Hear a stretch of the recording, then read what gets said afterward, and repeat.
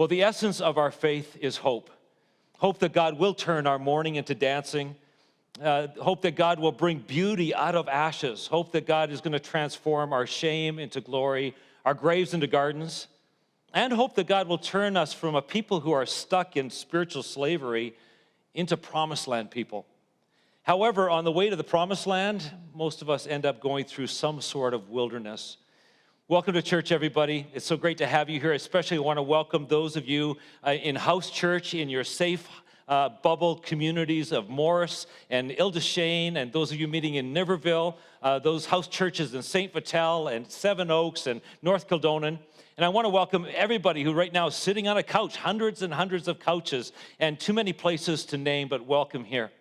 So on our continuing journey through our Bible, we're in the fourth book of the Bible, which is the book of Numbers. Now, John mentioned last week that the book of Numbers in the original Hebrew wasn't actually titled Numbers. It titled Into the Wilderness. It's a book that tells us the story of Israel's escape from slavery in Egypt on their way to the Promised Land. Now, that is a journey that should have taken probably about 2 weeks to walk. But somehow the Israelites managed to squeeze it into 40 years. And this week we found ourselves in Numbers chapter 11. And the message of this chapter isn't so much how to avoid 40 years in the wilderness, but rather how to survive a wilderness experience. You see, the sobering reality is that in life, not everyone survives wilderness experiences, as Geraldine Largay discovered. Sit back for a moment, let me tell you a story. On a beautiful October day, much like today back in 2015, Forest Survey workers were hiking near Mount Reddington in Maine, and they came across a most curious sight. There was a collapsed tent underneath a bunch of undergrowth. They poked around a little bit, and they found a backpack, and they found some boots, and they found some clothing, and then they found a sleeping bag in the tent with a human skull at the opening of the sleeping bag. The worker quickly took some photos and raced back to his supervisor as quickly as possible. As he got back to the supervisor, which happened to be the search and rescue coordinator for this park area, the supervisor knew right away who this was. Geraldine Largay, a 66-year-old nurse from Tennessee who had gone missing 2 years earlier in 2013. Geraldine and her friend were attempting to walk a portion of the Appalachian Trail. They'd already done 900 miles together when her friend was called away on a family emergency. However, Geraldine's husband was keeping pace with them and providing logistical support about every 20 or 30 miles. So Geraldine thought, you know what, I can do this. I'm going to keep going by myself.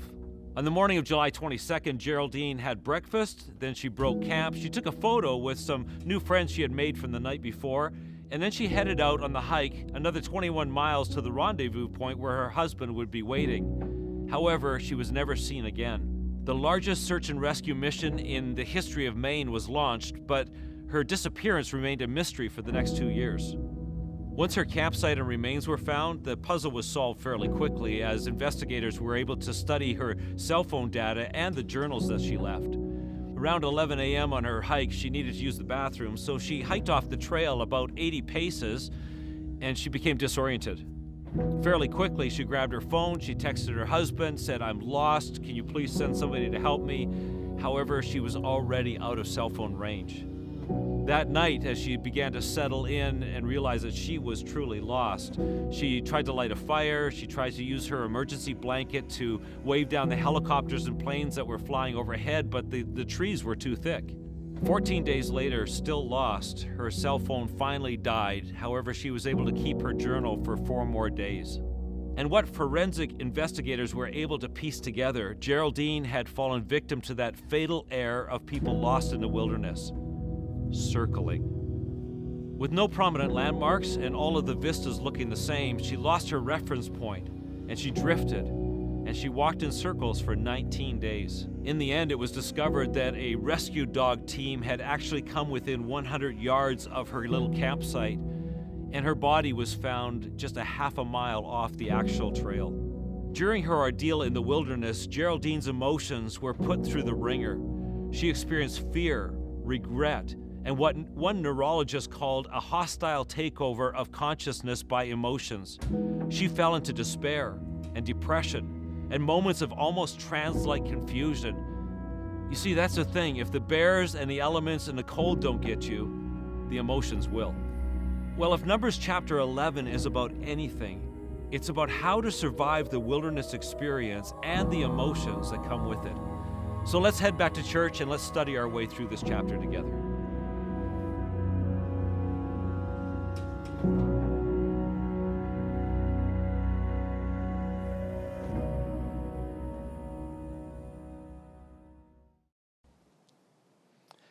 If you're not super familiar with the story that we've been reading in the Bible, let me bring you up to speed. Moses and over 1 million people are camping in the wilderness, somewhere between Egypt and Israel. It's been a year since God miraculously helped them escape by splitting the Red Sea. They've gotten organized, they've gotten trained, they set up systems to function as a nation. And in a few chapters, Israel is going to leave the wilderness and end up on the borders of the Promised Land. But because of their lack of faith, they'll be turned away. And like Geraldine, they're going to be ridiculously close to where they want to be, but they still will be wandering and going in circles for the next 38 years in the wilderness. However, in chapter 10, which we read this last weekend, God gave them their final instructions. And then there was a whole lot of excitement at the camp as they pulled up the tent pegs and began moving towards the Promised Land. But as we turn the pages to chapter 11, we discover people are just 3 days into their hike, and the deadly emotions begin to kick in. Let's take a moment to identify the emotions that are overtaking the people as they are going in circles in the wilderness. Reading in Numbers chapter 11, starting in verse 1, it says, "Soon the people began to complain about their hardship, and the Lord heard everything they said." This chapter is about people complaining.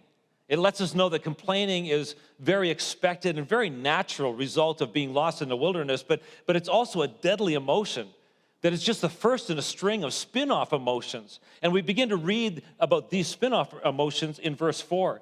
The riffraff among the people, I love that, the riffraff among the people have a craving, and soon they had the people of Israel whining.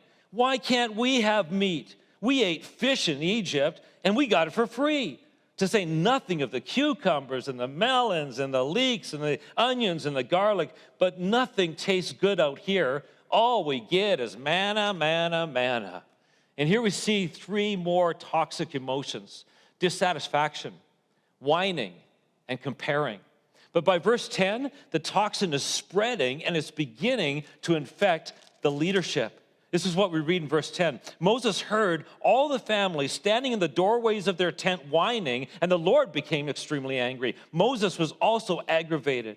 And Moses said to the Lord, 'Why are you treating me, your servant, so harshly? What did I do to deserve the burden of all these people?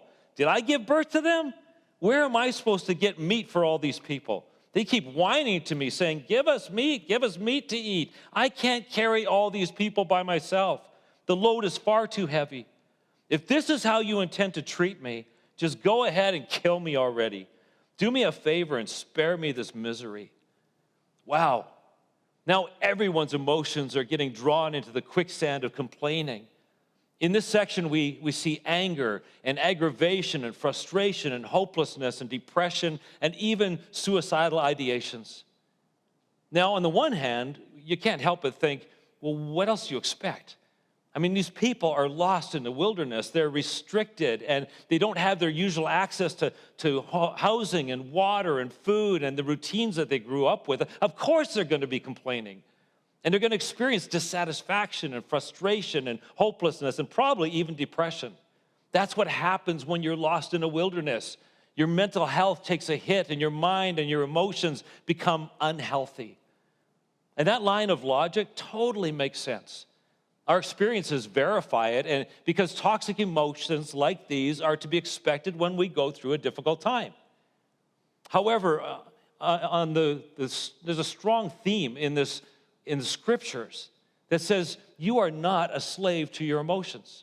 The source of your perspective and your thoughts and your reactions and your feelings and your emotions aren't tied to your circumstances or the difficulty that you find yourself in, because we don't walk in these wildernesses alone, because we have a God who helps us and transcends our problems and our limitations and our difficulties. You know, in a few minutes, we're going to name out the takeaways that we find in this chapter. And I'm going to share Lori's wilderness story with you. But let's take just a few minutes before we do to worship together. Well, thank you, elders. You know, you have no idea the weight of responsibility and the amount of prayer and often arduous discernment that our elders carry. Yet, despite the fact that each of them has very demanding day jobs, they serve so faithfully and with so much passion for their church.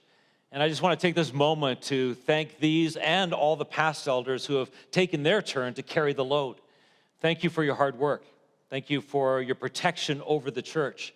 Thank you for crisis management, and thank you for accountability. Thank you for your prayers and for selfless service. And thank you for your faith and for your leadership. So back to Numbers chapter 11. What do we learn from this chapter? Well, number one, we learn that difficult emotions are natural in the wilderness, so expect them. If you're walking through a wilderness or you feel like you're trapped in one of those endless circlings in your own personal wilderness, you are going to experience difficult and even toxic emotions. Expect them. Don't deny them. Don't pretend they aren't there. Don't try to mask them. Rather, identify them and name them. You know, in the last number of years, Carolyn and I have become so much better at actually pointing out and naming our emotions and what we're feeling in many of the different wildernesses that we found ourselves. In fact, we will even say to each other, you know, this is a really stressful season for you. You're carrying so much load right now, and I know that you must be feeling like you're walking in circles. So what are you feeling right now? And we actually give words and entire sentences to the emotions and the sensations. Listen, this is healthy. And yet, mostly guys, this is where we avoid and struggle with the challenge of using words. And so I want to challenge you to actually find words and find analogies and sentences to identify and talk about what emotions you're feeling in the midst of your wilderness experience. Number two from this passage, complaining and whining is contagious in the wilderness, so guard against it. Toxic emotions are expected, but they are also contagious. Learn to identify and name the difficult emotions rather than just letting them eke and leak and spew out, because your negativity and your pessimism, it has a way of contaminating other people, perfectly healthy people and groups of people around you. Don't be a super spreader of complaining and whining. Number three, isolation and trying to carry the load on your own will kill you. Get help. You know, in verse 16, God gives Moses an actionable solution and leads Moses out of his own personal wilderness and depression, and the answer is other people. God gives Moses a team of 70 elders to shoulder the load of responsibility and leadership with him, and this practical solution turns Moses around. It breathes life and hope into his soul, and the message here is simple. You can't survive the wilderness alone. Look, here's how we survive the many wilderness experiences that we find ourselves in. If you're in a wilderness, ask God to give you a few people to help you carry the load. And if you're not currently in a wilderness, ask God to give you somebody that you can carry, that you can help carry their load. If you're in a wilderness, you need help. If you're not in a wilderness, you need to be the help for someone else. Because that's how God's Holy Spirit actually flows into our lives. God uses other people. So let me get super pointed right now. Are you in a personal wilderness? Who's carrying the load for you? Our tendency is to crawl into the sleeping bag, to get really small, to try and survive the wilderness alone. But Geraldine's story is a pretty good example of what happens when we try to do these things alone. Ask God to give you one or two people that you can name who are helping you through the wilderness. Are you pretty much wilderness free right now? Or you're in a wilderness, but you know where you are, you know where you're going, you have your bearings? Who are you helping? Who are you helping to carry the pack? You haven't been rescued from wildernesses just so that you can live comfortable and free. You are part of God's search and rescue team. There's somebody today who needs you. There's somebody who needs you and needs your help and needs you to help carry the load for them. The bottom line is we need to be there for each other. And number 4, don't waste your wilderness. Listen for God's voice and look for the beauty in the wilderness. Now, instead of me talking out this principle, what I'd love to do is I'd like to share a story with you from real life. Hi, my name is Lori Jady, and I go to the 9:15 in regular non-COVID world for church. And other than that, our family is doing couch church during this time. My wilderness journey began 7 years ago when I had an onset of severe migraine headaches and dizziness and numbness and tingling through my legs. Over the next year and a half, I did a lot of physio and massage, really high dosages of nerve drugs to try to manage the pain that I was in. And so in July, I did go in to Health Sciences Center, and the plan was that it was going to be a 5 to 7 hour surgery on my spine. Then I'd probably be in hospital about 5 days, and then recoup at home for the rest of summer. After surgery, all seemed to have gone well. And then on day 3, they took out all my IV drugs and they prepared me to meet with physiotherapy. And so she came up, and her goal was that day to get me to sit. And I remember her grabbing my arm, and someone else grabbed the other one, and they kind of tried to prop me up. And at that point, there was just this huge jolt of lightning through my body, and it hit from about my spine down to my toes, and I was just laying in a heap. And the pain wouldn't stop. It just kept coming in waves. She just said, "We're just gonna leave you here to, just find some relief, and I'm gonna go talk to the surgeon, and because this isn't normal." And I think I had, between then and the next 3 days, I probably had 50 of these, and they were just excruciating. I would just lay there and sob. And I remember during that time, there was this one song. It's called "He Says." And some of the words in that song just kept coming to my mind every single time. And it was just that he may let you bend, but he won't let you break. And I thought back to the tree in the forest that I had seen early on. And I remember thinking, that's exactly what he's done to me. He's allowed me to bend, but I know that he's not going to let me break. So they gave me 3 options, and they said, we can either manage your pain through medication and high dosages and just keep you on that. Their second option was to surgically implant a stimulator at the base of my spine. And their third option was to go in for another surgery.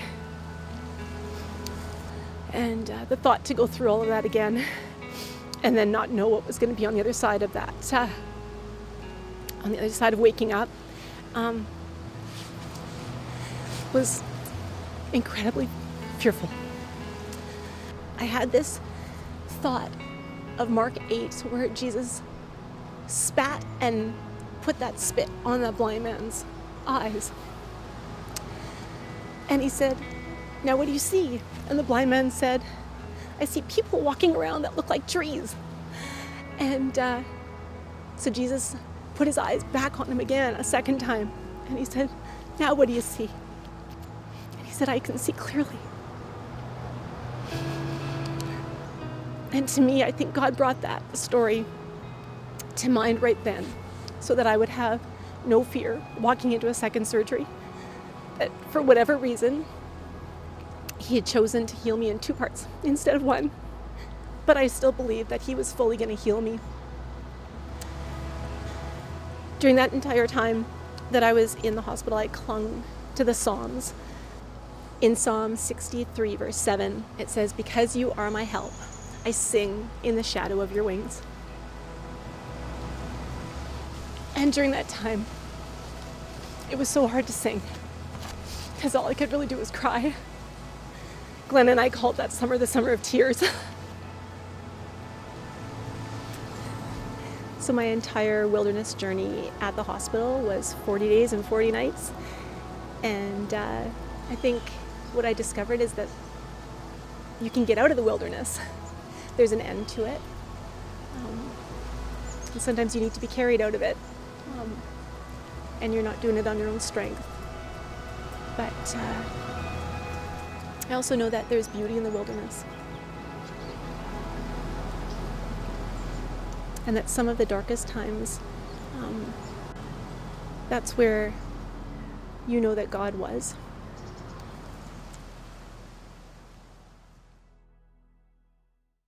Well, Lori, thank you so much for letting us into your world and sharing your personal, very personal journey through a wilderness, and especially for pushing past the pain and the struggles to point us to Jesus. You know, next weekend, Ken is going to share his wilderness story, and you're not going to want to miss it.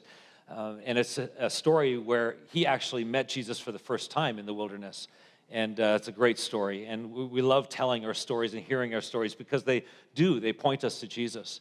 But as we wrap up, let's take a moment to apply the lessons of this chapter to our own lives. In fact, this might be one of the most important moments of our entire worship time together, as we now come to these questions intended for house church and small groups, but also this is great for families as they gather around, or just the people you're watching the service with, to be able to process this. So let me give you 4 questions that will help you to process what we learned. Here's question number 1. Do you have a personal story of being lost and circling in a wilderness experience, and share your story with one another? Secondly, what were the toxic emotions that were stirred up in your wilderness experience, and what did you do with them? How did you manage those toxic emotions, and can you name them? Number 3, COVID is proving to be, the name of many people's wilderness these days. Have you found yourself complaining, and how can you move past complaining? That's a great question for many of us. How do we actually strategically move past the complaining that we find ourselves doing? And lastly, what is needed to hear God's voice and see the beauty? I love how Lori put that, to see the beauty in the wilderness. One of the most powerful ways to get your bearings when you're lost and you're circling in some sort of wilderness is to climb up out of the undergrowth and to begin to get your eyes locked onto a reference point that doesn't move. For us, that's Jesus. And that's exactly what we're going to do right now as we worship together.